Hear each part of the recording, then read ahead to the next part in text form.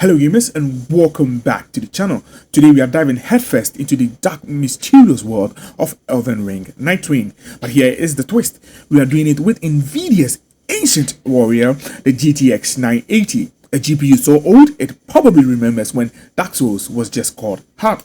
Originally launched in 2014 with a price tag of $549, the GTX 980 comes armed with 2048 CUDA cores, 4GB of GDDR5 VRAM, and just enough brute force to make you believe in miracles. You can snag this relic today for around $50, which is cheaper than some Elden Ring DLCs. So, the question is, can this 10-year-old legend still carry us through FromSoftware's unforgiving chaos in 2025? Grab your flags and let's find out, shall we?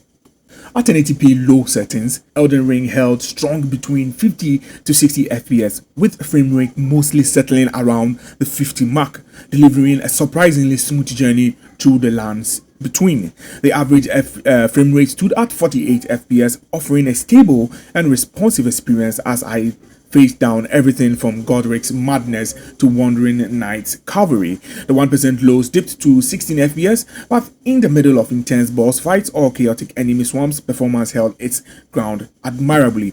Even the 1% lows at 3%, though sounding alarm on paper didn't translate into any real gameplay interruptions. The game stayed playable and immersive even when the world was burning around me. Visually, low settings still deliver the essence of Elden Ring's haunting, beauty-fogged, choked valleys.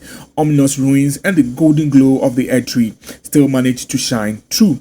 Despite the reduced details, immersion was never truly lost. The game retained its atmosphere, letting me lose myself in its brutal, gorgeous world, even on modest hardware.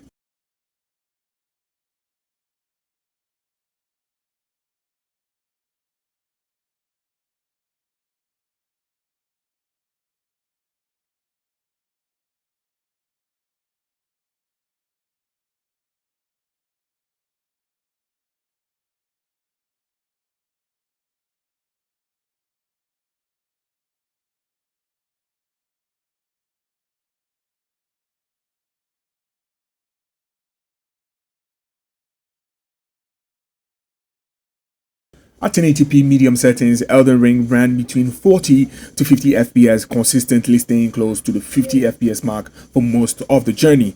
The performance remained steady even as I roamed through dense forest or changed into boss arenas. The average FPS came in at 50, a solid result that matched the visual upgrades this settings provided. The 1% low dipped to 18 FPS, slightly lower than what we saw on low settings, but still surprisingly good considering the boost in graphical details. As for the 1% lows, they stayed at 3, just like before, and while the numbers may look scary, gameplay still felt smooth with no stutters or input delay. Visually, medium settings brought out more of Elden Ring's world environmental textures and had more depth. Lightning effect popped and the haunting beauty of the lands between truly came to life. The best part, performance didn't suffer, and the added detail made the game feel much more richer without compromising gameplay.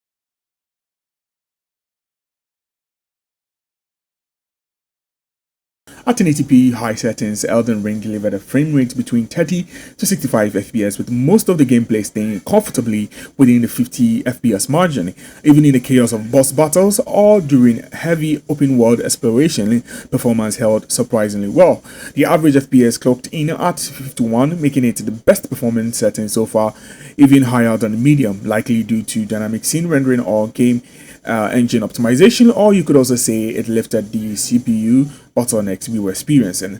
The 1% lows landed at 19 FPS, slightly lower than low settings, but still quite good and rarely noticeable during gameplay. The 1% low hit 6 FPS, which again might sound low on paper, but it didn't result in major dips or stutter during normal gameplay. Graphically, high settings unlocked even more of Elden Ring's visual glory, richer textures, improved lighting, and environmental depth that made every ruined creature and cliffside feel more alive. What's impressive is that this boost in visual fidelity didn't come at the cost of playability. Despite the extra details, gameplay remained smooth and fully immersive.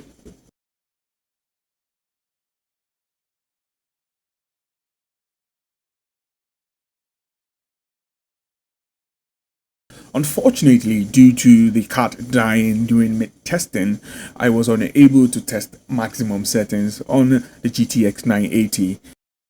Across all the three settings, Elden Ring managed to remain responsive and immersive, with 1% and 0.1% low staying stable and gameplay never feeling sluggish or unplayable.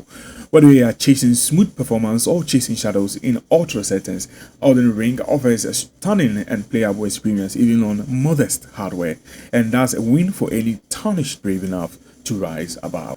Which goes to show that the GTX 980, though old, still has a lot to offer even in 2025.